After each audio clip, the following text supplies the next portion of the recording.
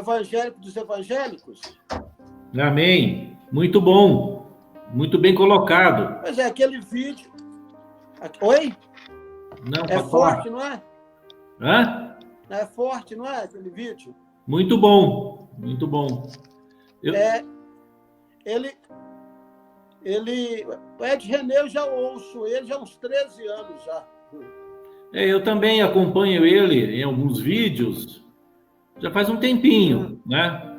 E a gente vê na pessoa, né, essa profundidade das escrituras, eu querer, né? E glória a Deus por O isso. Ed é muito preparado.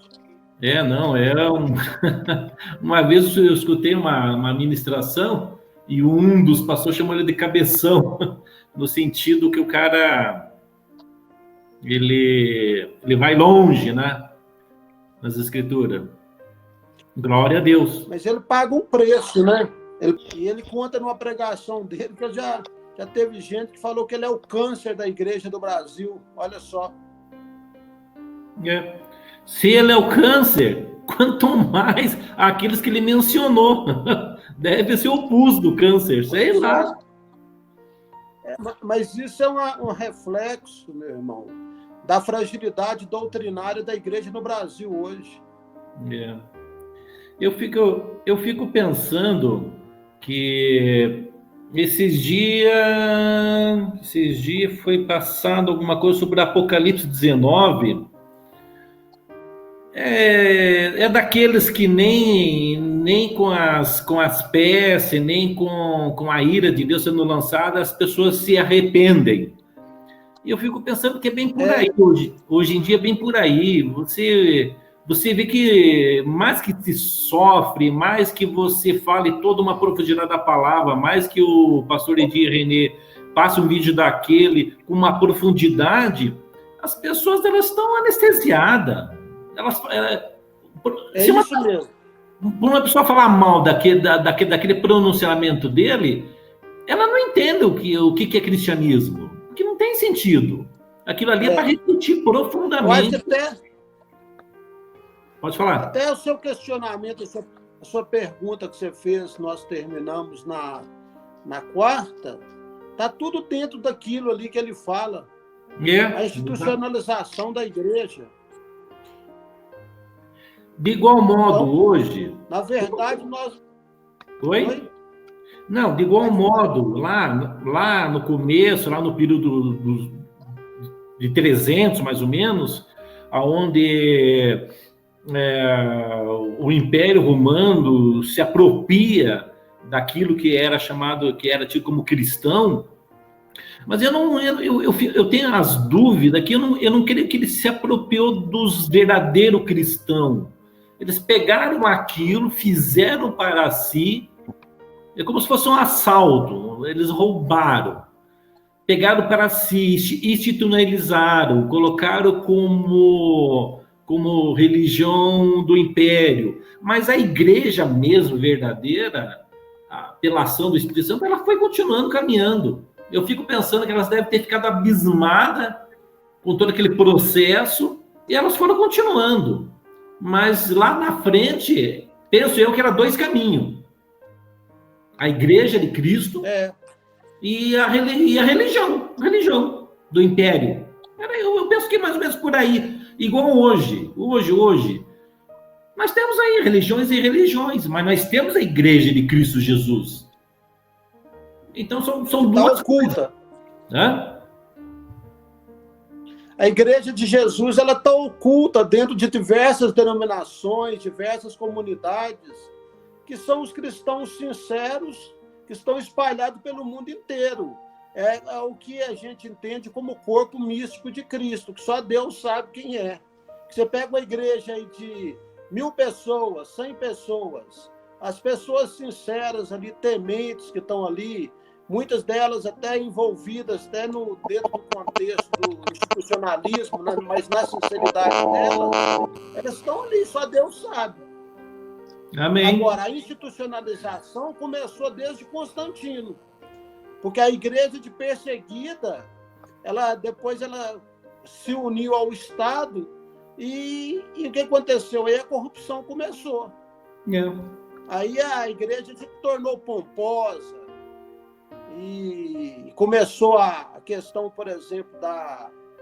Como é que é a palavra que me fugiu? Não deixou de ser laica, né? Laica. Aí a igreja casou com o Estado, a igreja oficial, e o Estado casou com a igreja. E a corrupção do cristianismo chegou até na época da Reforma. É longa, né? E é interessante que a instituição religiosa da época, ela é o império. E a própria religião, o sacerdócio, ela também tem a sua estrutura como, vamos dizer assim, império, porque ela tinha sua guarda, ela tinha seus soldados, ela tinha os seus cavaleiros, né? Que saiu a dominar. Até tanto que, num período, esses cavaleiros foram para dentro de Israel, para dentro de Jerusalém, e dominaram a força, a espada.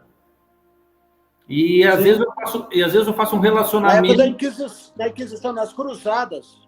Das Cruzadas, bem antes da Inquisição, das Cruzadas. E eu fico vendo esse cenário... Eu fico vendo esse cenário, para mim é bem parecido com o que os islâmicos tentam fazer, os extremistas, né? Eles tentam sair na força, convertendo as pessoas. Lá no começo, eu penso que as cruzadas eram parecidas com isso. Porque não tem... Eu fico pensando, uma pessoa que levanta uma bandeira de Cristo e sai por aí matando. Qual que é a lógica? É a corrupção do cristianismo. Mas corrupção total. Mas é por isso que eu fico pensando que ali não tinha, tipo assim, não era eles pegaram a bandeira do cristianismo, mas não que eles eram cristianismo. Eles pegaram aquilo, colocaram como cristianismo, mas tudo dentro daquelas roupagens pagãs do Império Romano. Porque dizer que era a Igreja de Cristo Jesus não era. Até pelos frutos que ela... Até pelos frutos que ela deu, não tem como dizer que aquilo tinha Cristo no meio. Então, por isso que eu imagino dois caminhos, a igreja cristã passando, até teve um certo alívio, porque daí já não estava sendo perseguida, mas daí tinha o problema da bonança. Né? A gente sabe que o cristão ele se aperta na tribulação, mas ele também pode se apertar na bonança. Na bonança, tipo assim, o império não estava mais perseguindo, mas eles poderiam estar sendo enganados, ou vinham a ser enganados, por essa farsa de um império cristão. Então, eu vejo dois caminhos, porque não tem sentido hoje, a mesma coisa hoje nós sabemos que se nós levantamos a bandeira de Cristo, nós temos que militar dentro dos padrões de Cristo, conforme Filipenses nos ensina. Não é do nosso modo, né? Teve um período que Jesus estava em Samaria, um dos apóstolos falou: Senhor, vamos orar para cair fogo, para esse povo ser consumido. Quer dizer, Jesus replica, Jesus corrige e fala: eu não vim trazer destruição e vim trazer salvação. Mas existia alguma coisa lá com Elias, da mesma ideia de destruição, de juízo, de punição, e eles queriam trazer isso no período de Jesus, e Jesus falou que não, né? Porque a função de Jesus era para trazer salvação. Sim, é isso mesmo. Eu creio que Deus está vendo os nossos corações como um terreno fértil, em nome de Jesus, que Ele veja isso, para que essa semente que tem sido semeada pela internet possa achar um coração fértil e que a gente possa realmente dar frutos de arrependimento e frutos que gerem outros frutos, que eu creio que essa é a vontade do Pai. Amém? Amém. Vamos orar então.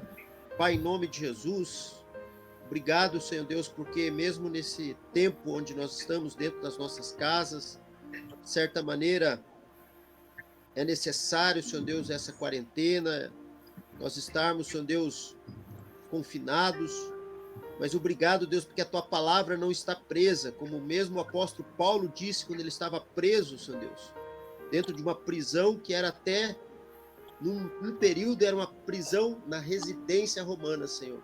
ou na residência dele. E de alguma forma, Senhor Deus, nós hoje podemos, na nossa casa, estamos como que presos, entre aspas, mas a tua palavra não está presa. A tua palavra, ela, pelo contrário, ela nos liberta, ela nos renova, ela nos edifica, ela nos exorta. E nessa tarde nós queremos te agradecer por essa oportunidade, que nós estamos aqui não perdendo o nosso tempo, mas nós estamos ganhando, nós estamos investindo na nossa vida as coisas que são eternas, Pai. Obrigado pela vida do pastor Fernando, por cada irmão aqui que tem se achegado e por aqueles que se achegarão através da internet quando este vídeo for postado, Pai. Pedimos a tua direção, que o teu Espírito esteja com cada um de nós. É isso que nós oramos e já te agradecemos em nome de Jesus. Amém. Eu vou fechar aqui os microfones, ou vocês mesmos podem já fechar. Fica mais fácil ali para o pastor Fernando, para não dar microfonia. E aí, na sequência, a gente vai poder também dar oportunidade para os irmãos falarem. Talvez nós vamos já retomar, Fernando, com a primeira pergunta lá do Edson. Nós até falamos um pouco já sobre ela, e até o vídeo que você mandou para ele do pastor Ed René, okay. Eu acho que já tem muita coisa ali, já foi respondida. Joia. E nós até comentamos um pouco já inicialmente. Joia. Eu vou fazer o seguinte, depois quando eu for postar esse vídeo, na descrição do vídeo eu vou colocar o link daquele vídeo, para quem quiser ver, e eu vou colocar aqui para quem quer mais uma palavra aonde nós podemos entender ainda mais sobre essa questão da igreja institucional e a igreja de Jesus. Entre no link abaixo. Geralmente o pessoal faz isso para reforçar os critérios e reforçar o entendimento, ok? Então estamos à sua disposição, Fernando. Tá bom. Se você quiser deixar o seu microfone aberto só por um minuto, Gil, vou pedir para você ler uma passagem para nós, só um minutinho, tá? Ok. Então, boa tarde a todos. Deus abençoe a vida de cada um. Nós estamos dando continuidade a ministrações que a gente tem feito. Lembrando que a gente já tem falado sobre 3 pontos da hermenêutica. Primeiro ponto, analisar o contexto, não fazendo doutrina de versículos isolados. Segundo ponto, analisar o que toda a Bíblia diz sobre o assunto. E o terceiro ponto que nós falamos quarta-feira passada, nós queremos fazer alguns comentários finais agora para a gente adentrar logo em seguida ao quarto ponto sobre hermenêutica. O terceiro ponto é analisar em qual época, dispensação ou a quem foi dirigido tal palavra ou mandamento. Todos recordam que nós já tínhamos comentado de uma certa forma algumas passagens com bastante ênfase. Queria, pastor Gilberto, que você abrisse no Salmo 137:9 para nós. Tem a Bíblia aí? Sim. Leia esse versículo em voz alta e, fazendo um exercício um pouquinho diferente hoje, você pudesse tentar fazer uma aplicação dentro do que a gente já tem falado, uma interpretação bíblica desse versículo para a gente. Fazer um exercício um pouco diferente antes da gente começar a adentrar em outros pontos. Diz o seguinte: feliz aquele que pegar os seus filhos e os despedaçar contra a rocha. Complicado, hein? Não tem como pegar esse versículo aqui e obedecer literalmente. Tem que ler o quê? O contexto, o antes. Para quem Deus está escrevendo e por que Deus está escrevendo. Seria isso? O salmista, agora é interessante, para a gente fazer uma reflexão. Vai lá para o versículo 1 para você ver, do Salmo. Junto aos rios da Babilônia, nós nos sentamos e choramos com saudade de Sião. Então, olha que interessante. A gente tem falado que todo versículo complexo, a gente não pode fazer doutrina.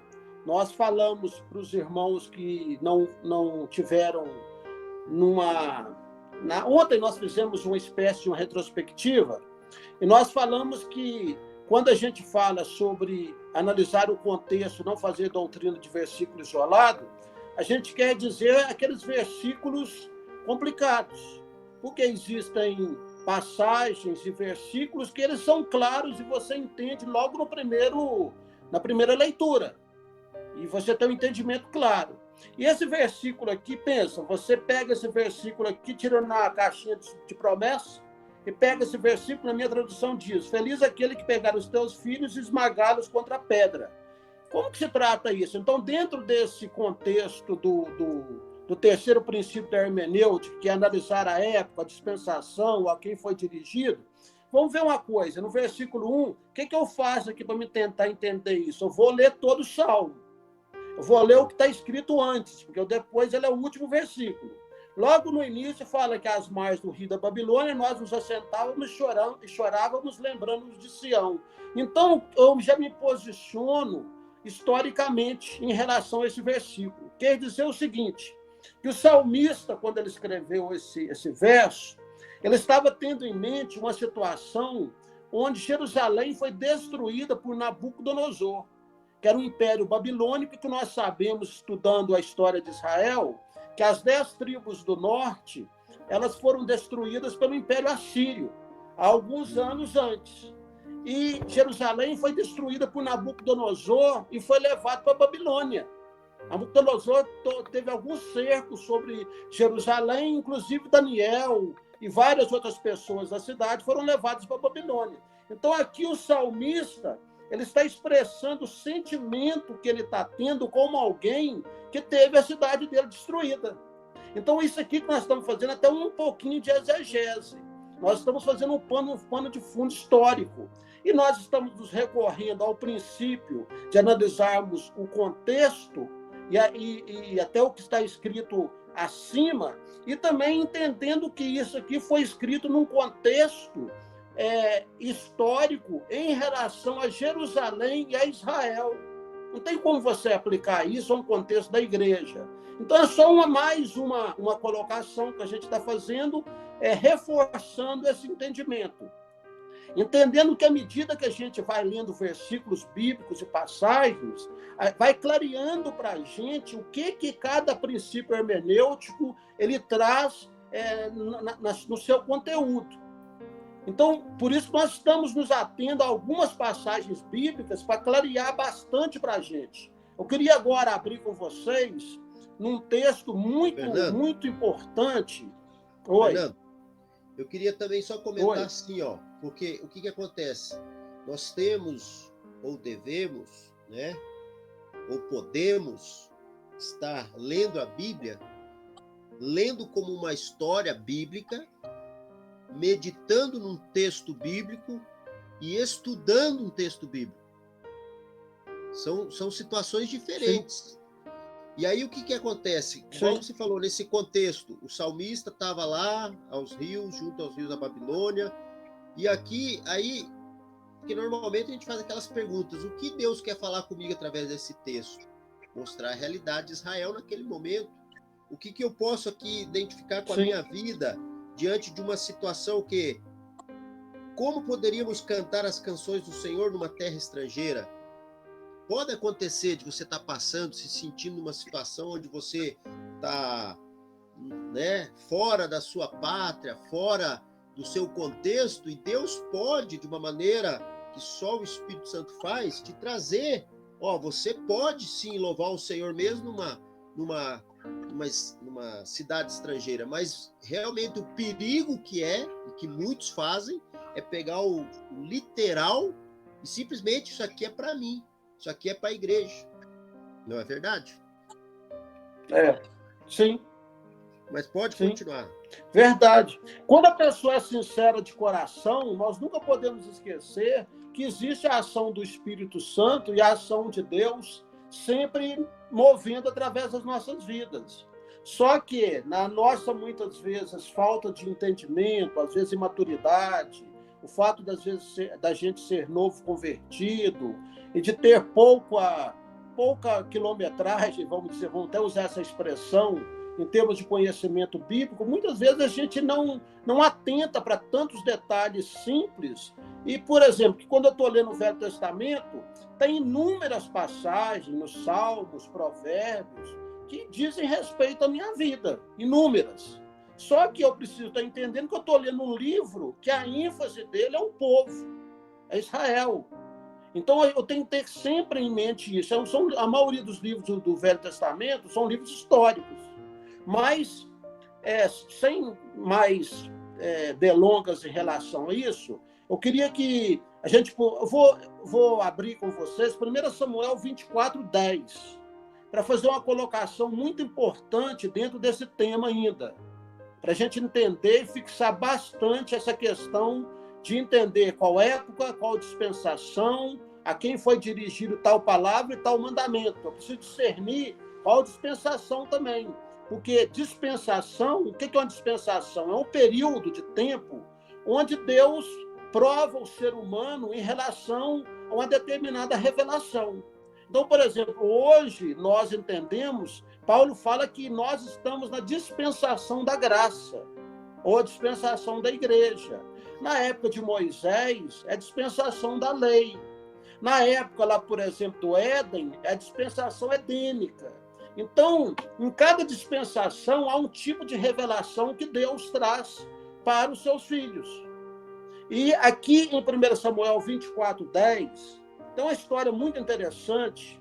Se vocês quiserem abrir a Bíblia de vocês, eu vou ler rapidamente para a gente ganhar tempo, mas é um contexto que é muito usado hoje dentro dos círculos cristãos, de uma maneira também que traz para a gente um prejuízo espiritual muito grande por causa da interpretação não correta desse versículo. Tá falando assim, 24:10. Davi, ele tem a oportunidade de matar o rei Saul, que ele estava sendo perseguido pelo rei Saul, e no capítulo 24, no verso 10, diz assim: não estenderei a mão contra o meu Senhor, pois é o ungido de Deus. Então, eu queria... Repete o capítulo aí. Segunda, né? 1 Samuel 24:10. Não estenderei a mão contra o meu Senhor, pois é ungido de Deus. Eu queria falar um pouco sobre esse assunto, que é um assunto que permeia toda a igreja cristã, okay. Essa questão do ungido do Senhor. Ungido do Senhor. Fala assim, não estenderei a mão contra o meu Senhor, pois é ungido de Deus. Vamos ver o contexto histórico aqui. Realmente, Saul havia sido ungido por Samuel como rei de Israel. Isso é um fato. E Davi, sendo perseguido por Saul, ele teve algumas chances até de matar Saul. E numa dessas chances de matar Saul, ele diz essa frase, ele diz, eu não vou matar, em outras palavras, Saul, porque ele é ungido de Deus. Então nós precisamos entender que no Velho Testamento era comum ungir rei, sacerdote e profeta. Saul era rei que havia sido ungido por Samuel. O profeta Samuel havia ungido Saul como rei. E desde então, Saul estava como o primeiro rei da nação de Israel. E Davi, ele estava sendo provado, vamos dizer assim, perseguido por Saul. E nesse momento que ele teve, então, a oportunidade de matar Saul, porque Saul estava querendo matá-lo, e ele ficou acuado, ele teve essa oportunidade, mas ele diz essa frase. Aí o que acontece? Nós, como igreja cristã hoje, e eu tenho dito já em algumas vezes, que nós temos feito teologia muito baseada no Velho Testamento, a gente traz essa passagem bíblica, e eu confesso para vocês que durante muitos anos da minha vida cristã, eu não consegui ter uma interpretação sadia desse versículo, desse ensino, e o fato de estar durante muitos anos de tempo integral como pastor no ministério, Eu confesso para vocês que muitas coisas foram difíceis para mim, porque dificilmente alguém que deseja ter um envolvimento mais profundo no ministério cristão, pastoral, missionário, um envolvimento diaconal, dificilmente você não vai adentrar dentro das estruturas e não deparar com situações onde algum líder ou alguma pessoa vai dizer para você, olha, você não pode me questionar ou falar nada comigo, porque eu sou ungido do Senhor. Então, isso muitas vezes traz determinadas situações que são muito difíceis. Porque quando alguém se posiciona como ungido de Deus, ungido do Senhor, aí você fica como que numa situação de total incapacidade. Porque se a pessoa, se um determinado líder, se uma determinada pessoa que se encontra em qualquer posição, arvora para si essa posição de ungido de Deus, o que acontece? E aí você diz assim, eu sou ungido de Deus, e ai daquele que tocar no ungido do Senhor. Já viram essa expressão? Ai daquele que tocar no ungido do Senhor. Então você fica, poxa, então eu não posso nem levantar o meu dedo. Eu não posso nem levantar a minha voz em nada, porque eu estou lidando com o ungido de Deus. Então esse texto aqui, ele mal interpretado, traz para a gente situações difíceis. Isso muitas vezes quando um líder, um pastor também, diz para o seu rebanho, olha, eu sou ungido de Deus, e nós vamos fazer isso, isso, aquilo, e ninguém me questione.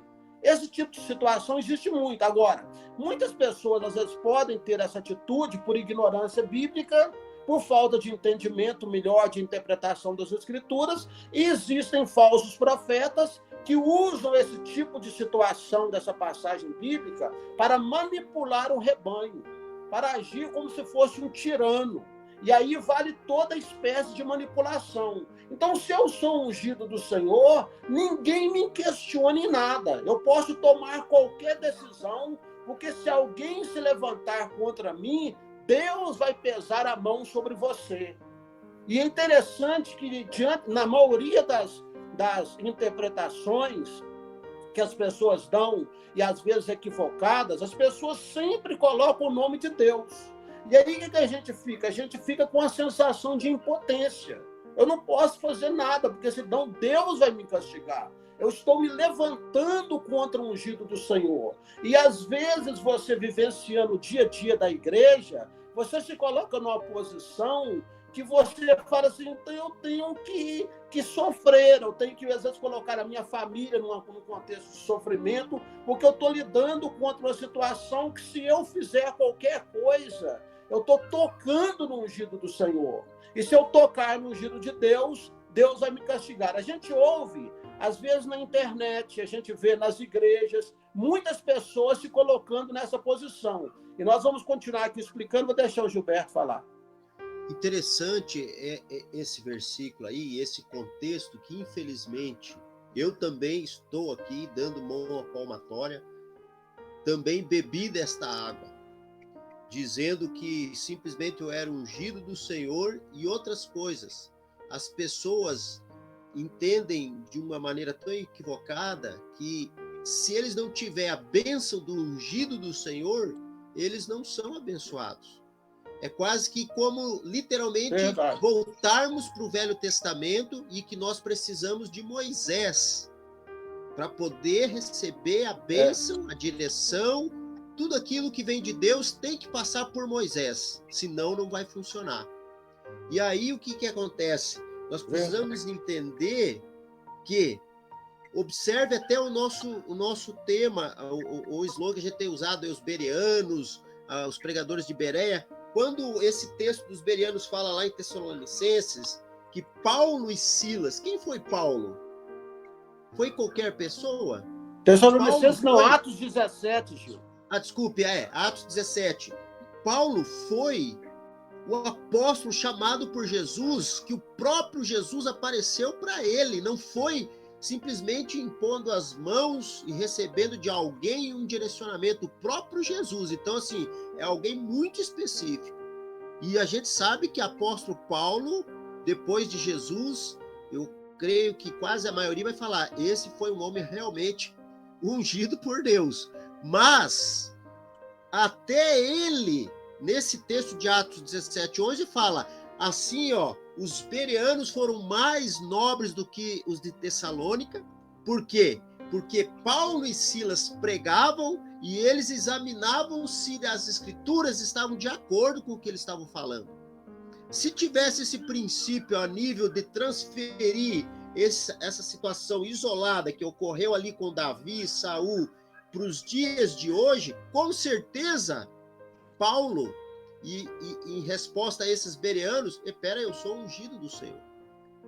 Então, queridos, isso é muito perigoso, porque aí existe uma manipulação que, infelizmente, muitas ovelhas, eu coloco entre aspas, porque muitas vezes é a falta de entendimento da ovelha, mas, por outro lado, é o aproveitamento desse líder, desse entendimento que a ovelha não tem, e ele manipula sim.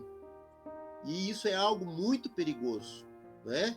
Mas eu me arrependi desse erro doutrinário, e hoje, quando as pessoas chegam até a mim, eu falo, meu querido, você também é ungido do Senhor, todos nós somos. Reis e sacerdotes o Senhor nos fez. Jesus fala isso lá em Hebreus, né, se eu não me engano. Que ele nos constituiu reinos e eu sacerdotes. Até dando continuidade aqui, Gilberto. Vai lá. Gilberto, dando continuidade aqui, depois você pode continuar falando também. Lá em Daniel, capítulo 9, 25, quando o anjo Gabriel aparece para Daniel, e ele profetiza sobre as 70 semanas que viriam sobre o povo judeu, ele fala sobre o ungido que viria. Esse ungido que viria, que na verdade o povo judeu rejeitou, na verdade é Jesus. Então, na verdade, o ungido já foi profetizado pelos profetas do Velho Testamento, que sendo, na verdade, a pessoa de Jesus Cristo.